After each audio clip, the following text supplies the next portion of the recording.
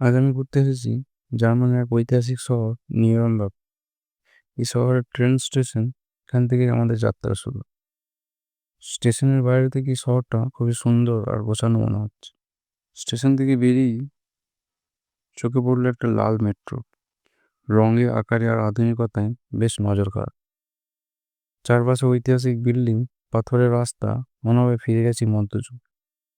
এই পাথরের রাস্তায় হাঁটলে পায়ের নিচে শুনতে পাবে ইতিহাসের আওয়াজ। আর এটি এই শহরের এক পুরনো গির্জা, যা 600 বছর ধরে দাঁড়িয়ে আছে। আর এই সুন্দর সেতুটি, যা শহরের নদী পারাপারে গুরুত্বপূর্ণ ভূমিকা রাখে। সেতুর ওপর হাঁটলে শহরের সুন্দর দৃশ্য দেখা যায়, আর নিচে জলেতে হাঁসেরা খেলা করছে। তারপর চলে এলাম সেই ঐতিহাসিক দুর্গ। এই দুর্গ থেকে দেখা যায় পুরো শহর। এই দুর্গে একসময় জার্মান সম্রাটরা থাকতেন। এখন এটাই শহরের সবচেয়ে পপুলার টুরিস্ট স্পট। হঠাৎ রাস্তায় ফোনে পেলাম কিছু স্থানীয় শিল্পী, তারা তাদের প্রতিভা শেয়ার করছে। এই ছিল আমার ছোট্ট ভ্রমণ নিউরেমবার্গ শহরে।